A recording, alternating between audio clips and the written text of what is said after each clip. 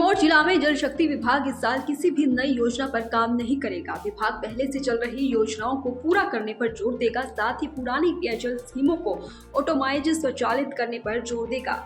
जल शक्ति विभाग के अधीक्षण अभियंता राजीव कुमार ने कहा कि विभाग ने इस साल के लिए पुरानी पेयजल योजना के लंबित बड़े कार्य को पूरा करने का लक्ष्य निर्धारित किया है। विभाग द्वारा ऐसी पेयजल योजनाओं को पहले ही चिन्हित कर दिया गया है। वहीं उन्होंने ये भी कहा कि विभाग द्वारा पेयजल स्कीमों को ऑटोमाइज किया जा रहा है, जिससे आने वाले समय में स्टाफ की कमी से भी नहीं जूझना पड़ेगा। उन्होंने कहा कि शिलाई विधानसभा क्षेत्र में पहले ही कई पेयजल योजनाओं को ऑटोमाइज किया जा चुका है, जो अब बेहतर तरीके से संचालित हो रही हैं।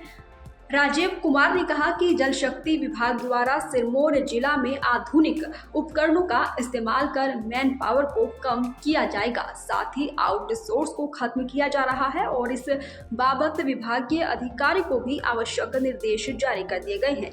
उन्होंने कहा कि विभाग का पूरा जोर ऑटोमेशन पर है और ऑटोमेशन से योजनाओं को चलाया जाएगा। उन्होंने कहा कि विभाग द्वारा अब जो भी नई पेयजल स्कीमें बनाई जाएंगी वो पूरी तरीके से ऑटोमाइज होंगी और इन योजनाओं के बनने के बाद भविष्य में मुरम्मत लागत भी बहुत कम आएगी।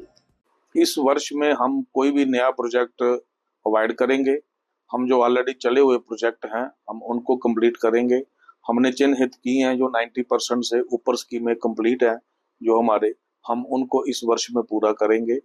और जो हमारे स्कीमें जो मेंटेनेंस में हैं, हमारी पूरी कोशिश रहेगी हम इसमें कास्ट कटिंग करें, हम इसमें नई टेक्नोलॉजी का इस्तेमाल करें।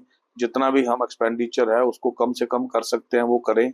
हम अपने अधिकारियों को पूरी डायरेक्शन दी है कि किसी भी किस्म का कोई लेविश खर्चा है बिल्कुल ना किया जाए। हम बिल्कुल ऑप्टिमाइज करें खर्चे को और हम अब इस वर्ष हम ऑटोमेशन की ओर जाएंगे। हमारी कोशिश है कि हम आउटसोर्सिंग जो है वो बिल्कुल ख़त्म कर दें या मिनिमम करें। उस आउटसोर्सिंग को ख़त्म करने के लिए जितना खर्चा हमारा आउटसोर्सिंग के ऊपर आता है हम उससे भी कम खर्चे पे ऑटोमेशन की ओर बढ़ेंगे। हमने वो चिन्हित किए हैं एरिया जहाँ पर हमने ऑटोमेशन शुरू की है। सिलाई में तो हमने की थी, वहाँ हमें सक्सेस मिली है। अब सिलाई में कोई हमारी स्कीमें जो हैं जो नई जितनी बन रही हैं वो सारी ऑटोमाइज्ड हैं। जितनी वाटर सप्लाई की नई स्कीमें हैं वो ऑटोमाइज्ड हैं। सिलाई एरिया हमारा ये बड़ा दूर दराज का एरिया है, इसको हमने बिल्कुल मॉडर्न फैसिलिटी के साथ तैयार किया है। सिलाई कॉन्स्टिट्यूएंसी में हमारी जितनी भी वाटर सप्लाई की स्कीमें जो नई बनेंगी वो बिल्कुल फुली ऑटोमाइज होंगी। वहाँ पर कोई किस्म की रिपेयर जो है वो मिनिमम होगी, एनर्जी चार्जेस की उसमें सेविंग होगी, हमारे पास स्टाफ की कोई कमी नहीं आएगी। ऐसे ही हमने नाहन कॉन्स्टिट्यूएंसी में शंभूवाला का जो एरिया है इसको हमने इस वर्ष के लिए चिन्हित किया है। यहाँ पर हमारे कुछ आउटसोर्सिंग पे काम लगा हुआ है, जो हमारे एम्प्लॉइज हैं वो आउटसोर्सिंग पे हैं, हम उनको ख़त्म करने जा रहे हैं। हम इसको अपने थोड़ा टाइम फ्रेम में करेंगे। हम इसको स्कीमों को ऑटोमाइज करेंगे, फिर उसको पायलट बेसिस पे करके देखते हैं उसकी क्या सक्सेस रहती है। अगर वो हमें सक्सेस मिलती है तो हम इसको कंटिन्यू करेंगे बाकी अदर्स एरियाज में भी।